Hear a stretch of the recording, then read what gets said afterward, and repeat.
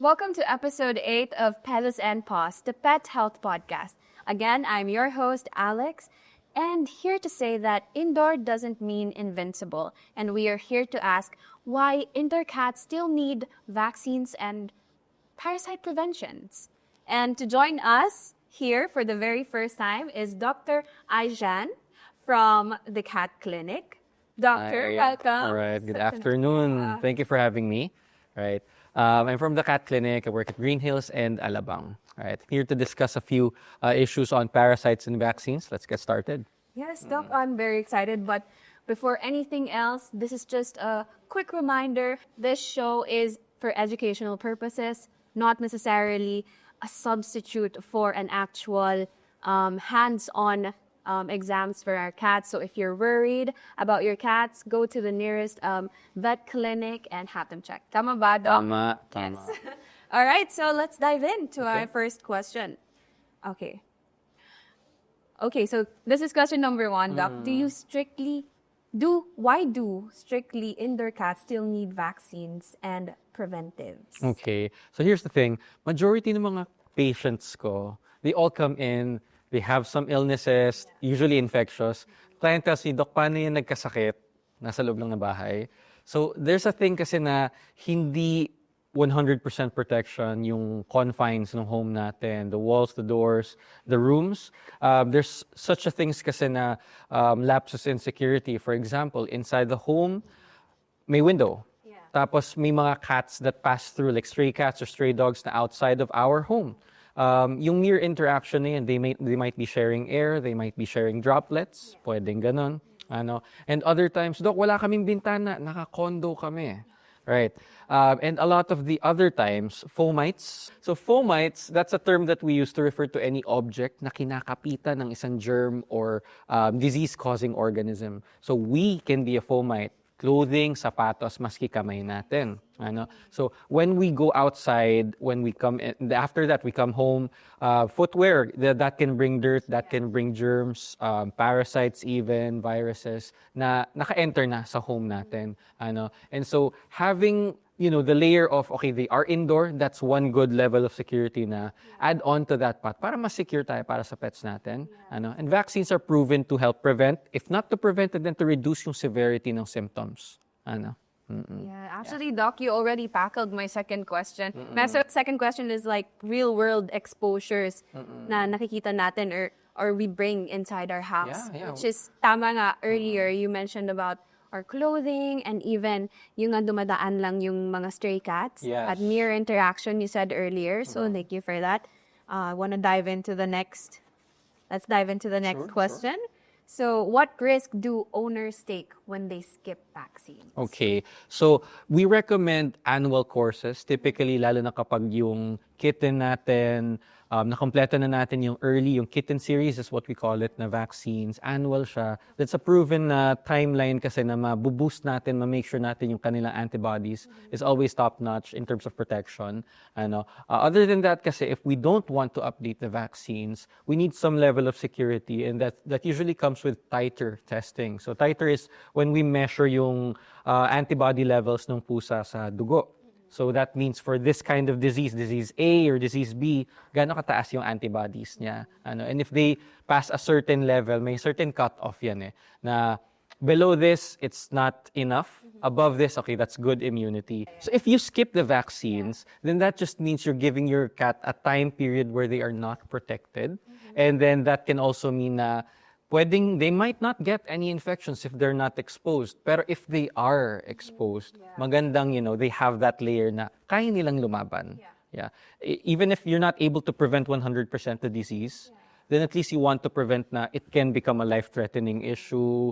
It's going to permanently disfigure them if ever. Ganon. So there are some safety levels na provided, not just one and done, not just yes and no, black and white, yung vaccine or wala. May mga layers pa naman siya. What are the usual situations na nag-skip sila ng vaccine and then pagdating nila ng clinic nyo, what happened? Well, I have some cases na lapsed na yung vaccines. So those cats, they do carry some immunity then. And then typically, those cats can still get infections. Sometimes mild, sometimes it's as if they're not vaccinated. It really depends on the cat if nawala talaga or humina talaga yung antibody level nila. Pinaka-common yung mga ating respiratory illnesses, gastrointestinal illnesses, maraming viral na issues sa pagdating sa cats, and a lot of that coverage is covered by the vaccines. And that's why it's very important to have these vaccines for our cats. Yeah, it's very important talaga to maintain it, start it even, and then maintain it annually, or depending on yung risk assessment ng cats. Kasi sometimes there are cases where, okay, it's just been vaccinated, hindi pa siya due sa annual niya, pero high risk yung area. Pwede nating unahan, lalo na kung hindi pa significant yung source of exposure, or there might just be. Baka pwede lang, ganon. Or we're bringing the cat to a place that's known, okay, may high risk dito, this neighborhood meron palang outbreak, ganon. Still, Pwede.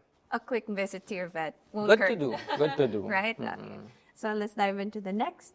How do you address over-vaccination worries? Okay, so over-vaccination, there's not been a lot of studies na confirmed pa that that's a real thing, number one, or that's a thing that might cause problems. Pero in general, we don't want to, parang in theory lang kasi we don't want to overstimulate the immune system. The basis kasi ni vaccine is free trial siya sa sakit, and then the cat is like, okay, ito yung sakit na to, alam ko na paano labanan to the real time around. And with the way that we are practicing this vaccination schedule, it's been observed na the 1-year annual, especially for most of the diseases na nakukuha ng mga pets natin dito sa Pilipinas, yearly is a very good na protocol, pero depende pa rin dun sa needs ng ating cats. In some countries, they might be practicing yung 3-year vaccinations, depending on what disease the disease profile that is. But for the most part, yung mga common issues natin that's covered by yung core vaccines, for our cats, that's rabies, that's herpes virus, calicivirus, parvovirus, and now FELV, or feline leukemia virus. Yan. So yun yung mga core, yung mga kailangan na vaccines. In general, sticking to 1 year is good naman. All right. So follow-up questions, when do titers or individualized plans make sense? Okay. So, for example, you have a new cat, and then that new cat, let's say, is coming into a household that has had a history, let's say, natong ganitong any number of diseases, then there might be some considerations wherein, okay, based on the age, is it better to start this vaccine over that vaccine? Which vaccines do we give together at the same time? Or is it so much na meron na tayong exposure, suspected na natin na baka nakakuha na yung cat na to and they are not fit for vaccines? So those are individualized na, yun yung tinatawag natin case to case, when it comes to deciding ano talaga yung fit na candidate for vaccines. But in general, for the most part, we want to make sure na any and all cat receives their minimum needed vaccinations. And then depending on just yung area, yung endemicity is what we call it, yung parang pagpapalaganap or yung location ng disease in that specific area or household. Okay, halimbawa, it's a flood-prone area, so stuff like leptospirosis, especially in dogs, that's a major concern. Ganun. So, or halimbawa, you have a cat, you're bringing it to a different household, tapos alam mo, may outbreak pala sila last time. Maybe hindi pa due yung vaccines niya. You might want to discuss with your vet kung, okay, risky to. Pwede ko bang ipa-update kung sakali? Ganun. Pwede bang gawin yon? We might be able to consider depending on the need of the cat. And I think the time that when they got the first vaccine, do you consider that too? Na parang, Yes. oh wait, your cat just got the vaccine last, say, 3 months ago.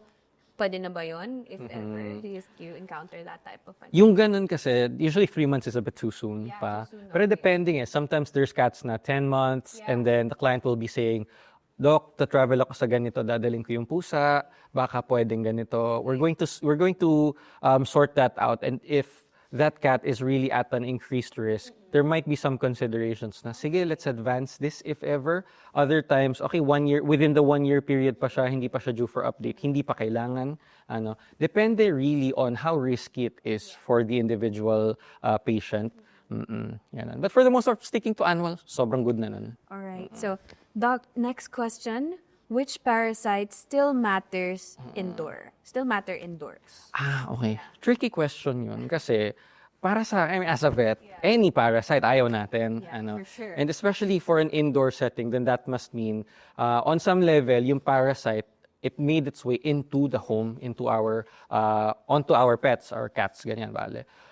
For the most part, it's better to assume na lahat ng mga parasite ay nakakahawa sa tao. So, think of, let's say, yung cat mo may skin issue, let's say, fungal infection, we call it ringworm, sa tao, buni, nakakahawa yun. Worms ng pusa, bulate, nakakahawa din sa tao, right? So, there are those things na we don't want this in our home entirely talaga. And all of the parasites matter. Wala tayong, sige, pwede na yan. Much like a couple decades back, yung dog, may garapata, wala, normal na yan, hindi na. And also, on the topic of ticks, some ticks, depending on the opportunity, pwedeng kumagat sa tao. They can give some, blood-borne diseases na pwedeng lifetime din kargahin ng tao. Doc, what are our cure, like local cure na pwede nating ma-apply at home? Okay. So, making sure yung cat natin is parasite-free involves, for the worms, you have their deworming schedules. I recommend quarterly yung deworming nila. And then, if you notice parasites sa kanila, go for a checkup, get a proper diagnosis para appropriately silang matreat. When it comes to infestations, there's products that you can apply to your cat. Some of them are over-the-counter, some of them require prescription na pwede mong i-maintain such that never na sila magkakaparasite. So kung may exposure man, hindi na sila kakapitan. Or kung kapitan man, mamamatay yung parasite. And then that just makes it so much better for the health of your cat and yung buong household din. Alright. Thank you for that, Doc. So let's move to prevention saves bigger costs. Yes. All right. So how does prevention avoid bigger problems? The expenses later on. I can give a very easy example para dyan. Pero given the educational nature nung talk natin, we want to make sure na everyone understands if we have something that's designed to prevent, that's the best thing, to prevent, to stop, or at least to alleviate a possible potential outcome in the near future, go tayo dyan. And usually they're cheaper. One example I could bring up off the top of my head very easily is, let's say in cats, very common for them to develop, let's say, a parvoviral issue. They would develop vomiting, diarrhea, can even be fatal. Sometimes about half of patients, they don't survive the disease. And that typical disease kasi, it lasts a while lang, 5 to 7 days if ever. So dun sa 1 week na yun, they may survive or they may not survive. And yung typical na costs natin for confinement, the medication of that. And keep in mind, si parvo, walang treatment ito. So what we do is just to manage and support the cat while it fights off the virus. And that 1 week mo, let's say that cat is hospitalized, which is what we do typically, standard of care natin yon. It can go upwards of 15 or 20,000 pesos depending on how much yung aggression ng level of care ng treatment nila. And how much is the cat vaccine, diba? 1,000 if ever? So prevention is better talaga. It's cheaper than, as cliche as it may sound, prevention is so much better than that's true. Sipin mo, ganun kamahal. You pay sa lahat. And yung mga vaccine would cost you like 1,000 lang. Mahal na yung 1,000. 1,000 lang is 1,000 is better than paying 20,000. Exactly. Just compare it to that. Okay. So next question, Doc. When prevention is skipped, what cost drivers appear?